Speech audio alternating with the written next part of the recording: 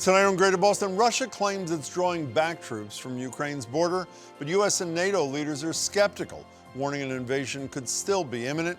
Congressman Jake Auchincloss, a former Marine, joins me on what lies ahead.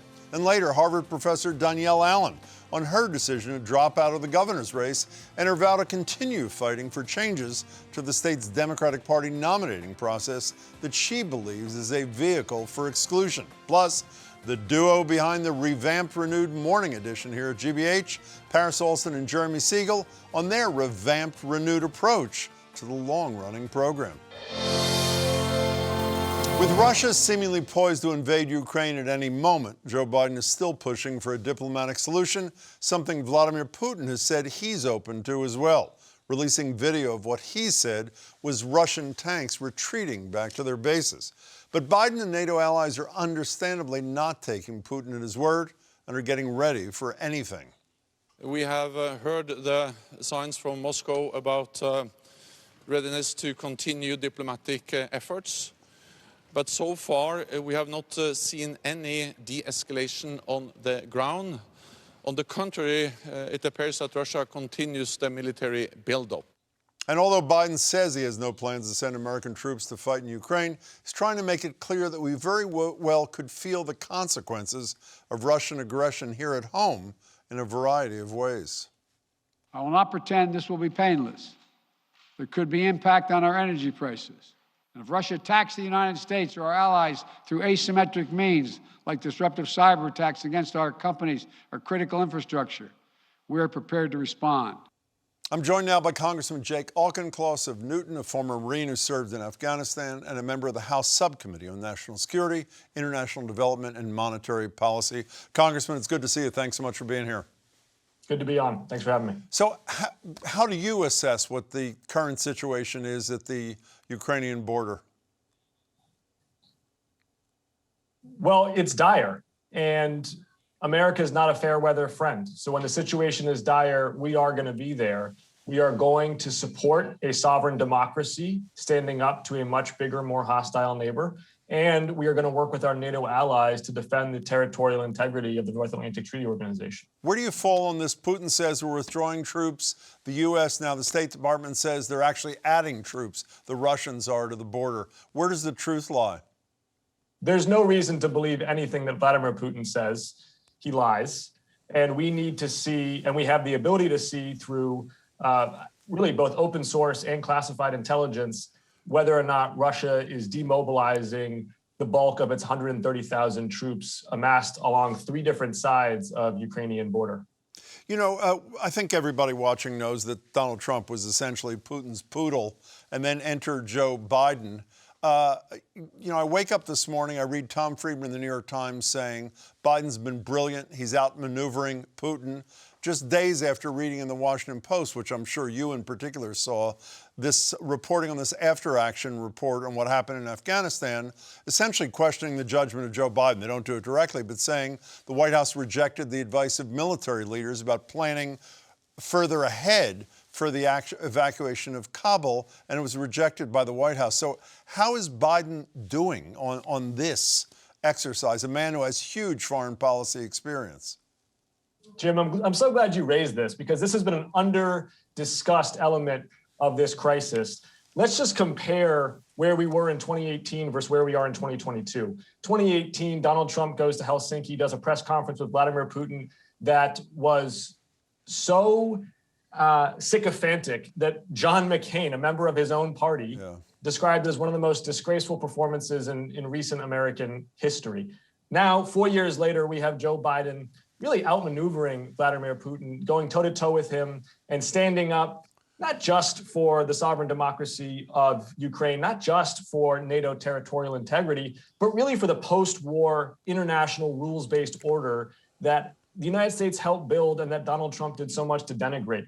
It really makes me very proud to watch President Biden in action. Now, we should save our celebration until we actually get out of this crisis, because we're very much still in it, but it's absolutely worth reflecting upon. Now, to your point about Afghanistan, and it's a fair one and a timely one, I think we need to divorce the decision that Joe Biden made to exit the war in Afghanistan, which was a high integrity decision that had no glory attached to it, versus the execution of that withdrawal. There's no question that the execution of that withdrawal had deep flaws. We need an after action, not just of the withdrawal, but really of the whole 20-year window covering Democratic and Republican administrations to understand how the American public was lied to and mired in a forever war that we could not win with military solutions.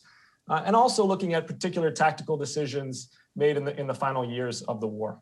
You know, I have zero expertise in international diplomacy. I don't have much domestic diplomacy skill either, but it seems to me there are two critical ingredients, Congressman. One, threats have to be perceived as real. And two, the loser, for lack of better expression, has to have an off-ramp where they don't totally get humiliated. So let's take one at a time. I saw you on C-SPAN a couple of weeks ago, I think, talking about unity. And it seems to me that for a threat to be seen as real, you need unity.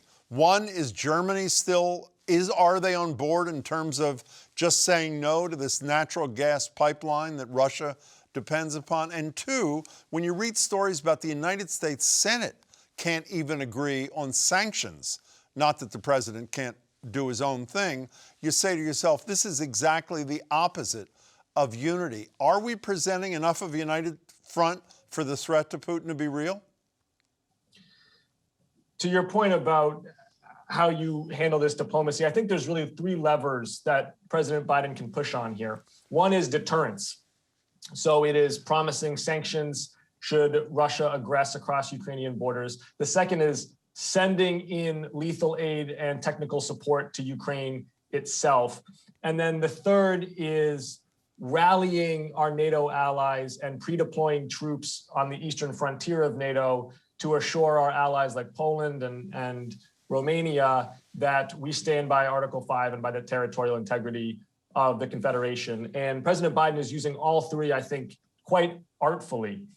Is there unity within NATO? Yes, I think the short answer is there is. And again, I think it's an important contrast from 4 years ago. 4 years ago, NATO had to look to Angela Merkel to hold it together because Donald Trump was such a disaster. Now, NATO looks to Joe Biden. And I think that's a telling change of the last 4 years. Is there enough unity in Congress? There's an old saying that politics should stop at the nation's shore. I think that is happening to a certain degree. I have seen my Republican colleagues on the other side of the aisle, to their credit, stand up and support the president in our briefings. It's not happening sufficiently in the Senate. As you say, we need to get a sanctions bill passed that strengthens his hand with Vladimir Putin. And it's certainly not happening on Fox News, where you had the likes of Tucker Carlson basically serving as a mouthpiece for the Kremlin. Have we provided an out for Putin, should he choose to take it, without humiliation? It's a great question, because in diplomacy and frankly in politics at all levels, you want to be able to understand the press release that your opponent has to be able to send, right? Yeah. And President Putin probably has a couple different press releases that he needs to be able to write. One is to the Russian political elite about how he has burnished Russia's image and also protected their own assets. And then the other is going to have to be about Russia's national security position and his concerns about NATO's encroachment. I know that the administration is looking very carefully at what Vladimir Putin might need to back down without being seen to lose face. I think one would be being able to assure his elite political constituency that they're not going to be sanctioned to the degree that we are threatening them to. I think that's something that's concerning them, and that by him being able to say, I've protected you from that, I think will buttress his standing. And then number two will need to be some very artful language, really emanating, I think, from the Ukrainian president about their intentions going forward regarding NATO. Yeah. And that's really tricky, because NATO membership is enshrined in the Ukrainian constitution.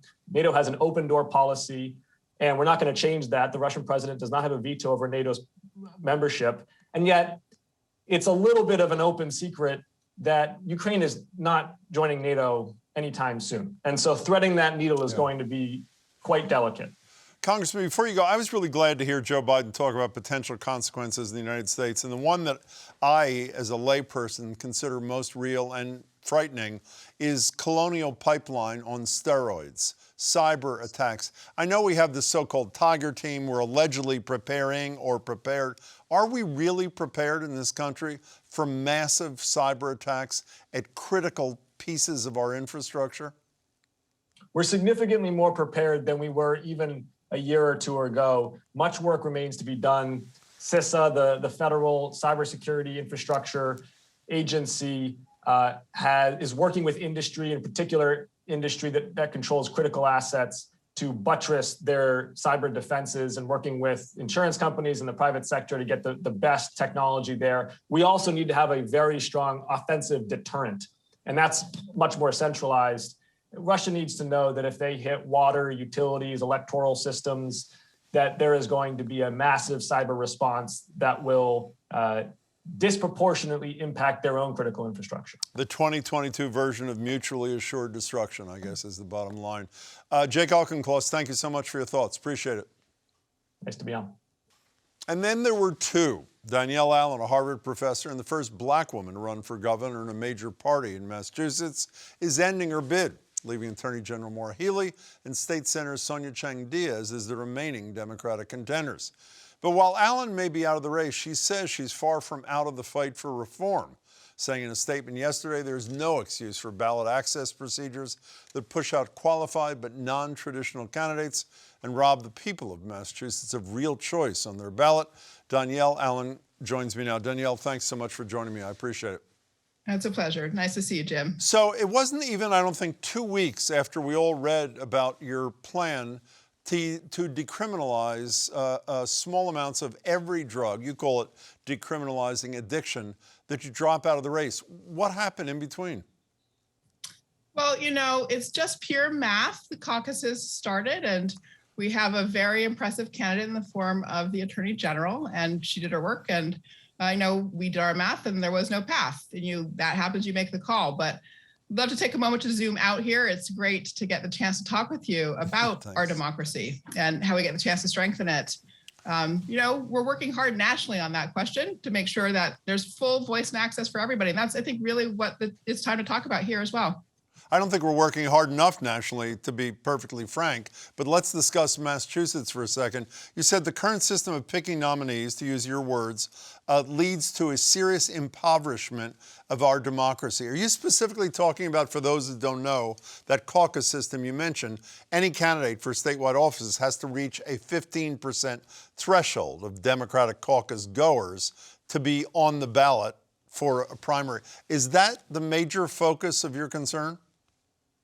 So that's a part of the conversation, but I think it is helpful to zoom out because it gets really technical real fast. And I think it's hard. Lots of people don't even honestly know that the caucuses have been happening. That is correct. Folks think the election is in September. But really, for all the work we've been doing around the country, I think the just key point is we should be making voice and access as easy as possible. Our democracy is under threat, and responding to that is about making voice and access as easy as possible. We spent a lot of time talking about voting rights and the way we can do that with mail-in voting, and our legislature has been fantastic moving the Votes Act forward, and the Mass Dems have been working hard as well to really drive up participation and so forth. And then in addition to voting rights, there's a question of running for office. So democracy is a beautiful thing for human beings. It empowers us, gives us a chance to shape our lives. It's about the right to vote and the right to run for office. So the thing to think about is, what are the requirements for getting your name on the ballot? It's that basic question, and it looks really different in different places around the country. But I want to stay in Massachusetts for a second, and then we can step back for a moment. There's a woman who's been pretty successful who has a work background not unlike yours. She worked down the street from you at Harvard Law School, and she's now our United States Senator. She had to deal with a similar system. There's a guy who, when I first interviewed him, and he came in my studio, New England Cable News, I had never even heard his name. That was DeVal Patrick. They were both able to use the existing system and get from here to there. Why do you think it's generally unfair if others have prospered in it?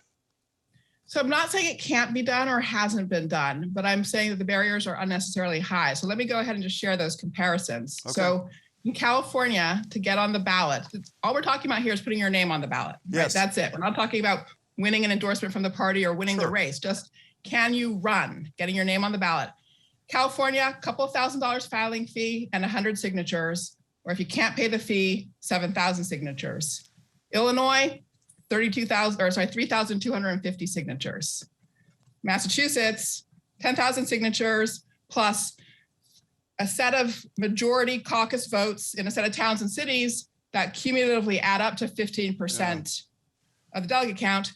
So $1 million, 14 months of work. That's what it takes in Massachusetts versus those other states. Yeah, but so I would assume that based on how you describe the California system, that means that everybody who is upright, who, physically upright, who chooses to run for a statewide office can. Is that what you're proposing? Basically, unlimited access. If a man or woman believes that he wants to run or she wants to run for an office, they should be able to. Period. I am making the case that we should, in the same ways we think about voting rights, we're trying to make sure we've got lowering the barriers, ease of access to voice and choice. Same should be true for ballot access. And yes, you definitely want principles that are going to weed out candidacies that aren't serious, for sure. And so you got to design it right. So the conversation to be has, what's the right design there? And I think if you look at across states, lots of folks have found a different design for making sure you've got serious candidacies and genuine access. You know, you mentioned the other end of the spectrum, voting rights on the state level, and you say we did a terrific job on Beacon Hill. They didn't include same-day registration, which one chamber supported, one did not. Many voting rights activists think that that was a central piece of making voting easier reform. Are you in agreement with them? Sure. Yeah, no, I'm a supporter of same-day registration. And so as you know, there's more work to be done. You know, this beautiful state is the birthplace of democracy. We have done so much good work for democracy. We are currently doing great work for democracy, and there's more to be done. I think that's where this is, really focused on, and we can help set a standard for the country about what it really means to have an inclusive democracy where there really is a voice and choice. I don't know if it is an attitude. Your approach, you come off as so much more positive than I feel about this voting rights effort on the national level. Any direction that I look, it's an unmitigated disaster. The cowards in the United States Senate, the 20-some states that are going out of the way to suppress voting, a Supreme Court that probably is on board with such suppression. Is there a light that I'm missing somewhere in that picture that you see? Massachusetts, my friend. Well, Massachusetts. All right, because we know what the right thing is. We know what it means to protect the vote. We know what it means to open up voice and choice. So let's do the work and keep doing the work and move it forward. I think that's why it's so important to do this in Massachusetts, because a lot of states are failing, actually, and we aren't getting everything that we need out of Washington. So all the more important for us to stick by our principles and say, yeah, we can do better. We don't need these unnecessary barriers to voice and choice. A couple of seconds ago, unprompted, you praised the candidacy of Maura Healey. Should that lead one to the conclusion that that's your candidate? I am not making any endorsements at this time. I was simply acknowledging a political reality. She's certainly in a very strong political position. That is the political reality. Before you go in 30 seconds, what's this experience been like for you, Danielle? Oh my gosh, it has been so fantastic, Jim. It is honestly hard to explain. I have loved every single day of this, even the last few days when we had to look at the math and just had to make a call because the math was very clear. It has been the honor of my life, the joy of my life, and it's honestly just the beginning because I've had too much fun. Danielle, I'm just hoping I wake up tomorrow and I'm more like you. Let me tell you, I'm serious. Danielle Allen, funny. Congratulations. Oh, I look forward to talking to you a lot in the future. Thanks. You're so kind. Thank you, Jim. Good to see you. You too. Take care.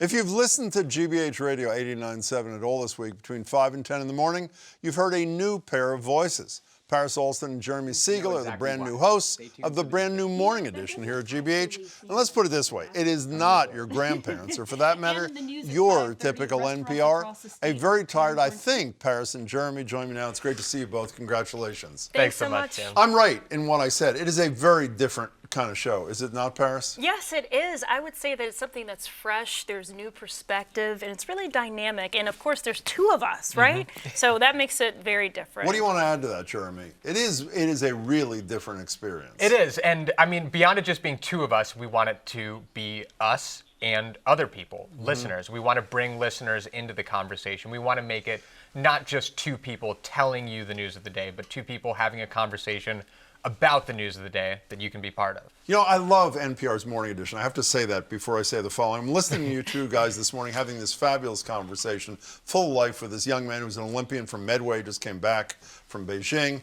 And after you guys do this thing where you're practically like standing up off your seats, it sounds like, on the radio, the next voice I hear is live from Washington, National Public. And again, I love the show, but it really was a dramatic departure. How do you know this is what the audience wants? I mean, I'm convinced you're on the right track.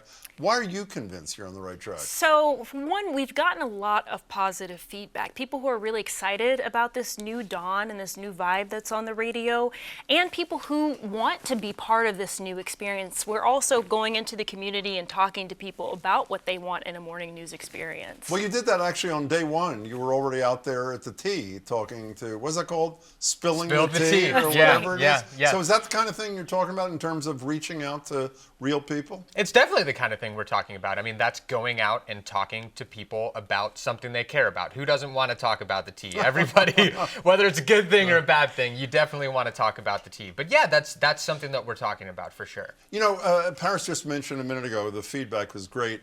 And the only feedback I have to say that I've really heard about your show is this. Here it is. My mom says, yay, in all caps. You and Paris were great, in all caps. Now, Jeremy, I had a mother too. If your mother had said anything other than "yay, you were great," would you have been crushed like I would have been crushed? I absolutely would have been crushed. Totally and my broken mom, your spirit, right? My mom has said way more than that too. I give Paris updates throughout the morning. My mom listens to every hour, sends comments about every story.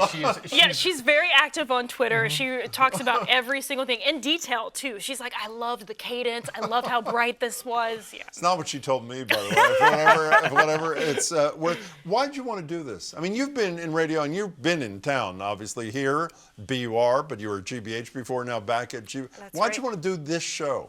So it wasn't because of the time, I'll tell you that, but it was because it was an opportunity to represent people in Boston who aren't always at the forefront. It was an opportunity for them to be able to look and say, that's one of our own. And I say that because I'm not from here, but I've been North Carolina. I'm a North Carolinian, Tar Heel to be exact. But I've immersed myself in Boston. I live in Dorchester now, and I want people to feel that representation. And I also want to help people feel good about themselves when they go through the day. I want them to hear me smiling through the radio, and I have a lot of fun doing that. And you were from a city which I think has never won a Super Bowl. I'm not sure. Cincinnati. You had to I bring can't it up. remember. You had to bring Through it up. Berkeley, back here. Why'd you want to do this particular program, Jeremy? Because I love public media. I think it's like so important and provides such an amazing service. And I think Paris and I want to continue that service, but also keep it exciting.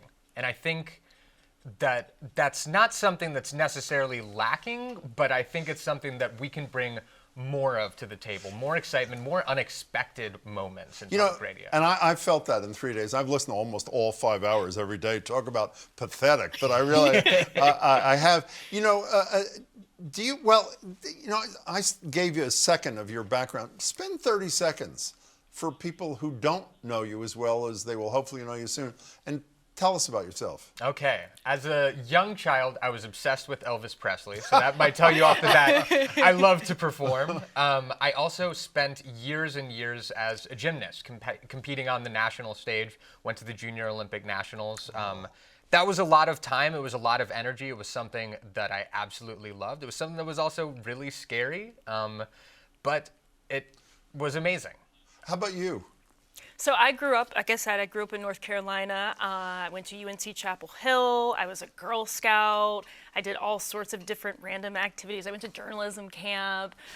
Journalism camp? Journalism What camp. is journalism camp? I'm serious. What So is it is formally called the Chuck Stone Program for Diversity in Media and Education, but it was a week-long camp essentially where we learned how to write, we learned a little bit about PR. How old we were you learned when about you did doing that? I was 16, That is- 16 where or is 17 that? years old. It was at UNC, so That that's is why I ended great. up going to college there. So they just reeled me on in. And what time do you get up? I mean, I was going to leave that to the end, but that is really what people Yes, want. What time do you get up in the morning? I was getting up at like 3, and then I was like, this is not going to work. So now I'm getting up at 2:30. 2:30. And what time do you go to bed? It's supposed to be like 7:30, but it's been 9 o'clock some nights, which is not good. Do you know what the word masochism means? Have you No, seen that in the tell me. distance? Okay, what are your times? Bed and up. Bed, shoot for 7, much more like 8, wake up at 2:50. But talk about masochism. I mean, you're the one having us on an evening show after. Exactly. No, I think that's sadism, actually, on my part, if you really want to know. One of the things you guys say a lot is there's going to be a real local focus, and there is. And I'm worried when I wake up in the morning, and we're trying to focus on local stuff, too. Is there enough? You've made clear that there's a ton of things. But again, back to the issue. Is that what people, you think, want at the start of their day? They want to stay close to home, or do they want to go further away? Do you know what I mean? I think people want a little bit of both, and sometimes a lot of bit of both. And I think we're trying to do that on the show. I think also what people want is just a genuineness in the way they're hearing about what's happening at home and what's happening far away. And through this new format, this new way of having a conversation about the news, I think Paris and I are genuine people that people are hearing talk with them, not just to them. Do you actually like each other? You didn't know each other before this. Do you like each other, or is this a phony thing? No, we No, hate it's each not. other. It's not a phony thing? Obviously, it's a phony thing. stand I can tell Can't it's a stand 'em. it's a phony thing. You know, getting back to this camp thing for a second, who do you say to yourself, as you were going through your career to this point, was there somebody who said he or she does this job or this kind of job exactly the way I want to do it someday that you're doing it? Was there such a person? I mean, yes. So there were a number of people, but one who comes to mind is Sway Calloway. I don't know if you're familiar with Sway. I don't think so. Sway was a host on MTV's Total Requests Live, and now he has a show on Shade 45, which is a Sirius XM station. And Sway was always really cool and hip to me. I was young. I have 2 older brothers. They were watching MTV. I was just trying to be cool, but I liked that Sway was cool, but he also was accessible and informative. And I've tried to emulate that. You have, and you've done it beautifully. Well, How thank about you. you? Growing up, I wasn't very into the news, and I think that has kind of informed the way I approach hosting a little bit. I don't necessarily want to be the person that you think of on TV. So nobody, but hopefully that's a good thing. Well, He's not your grandparent. believe me, I knew that without you telling me. I've really loved the first 3 days, and if anybody out there is not tuned in, they should do it tomorrow morning. You guys are doing great work. We're thrilled to have you here. Congratulations, and I look forward to many years together, Paris and Jeremy. Thanks. Thanks so much, Jim. You can catch Morning Edition with Paris and Jeremy every Monday through Friday, 5 to 10 a.m. on 89.7 GBH Radio and anytime at gbhnews.org. That's it for tonight. We'll be back tomorrow. Thank you so much for watching, and please stay safe.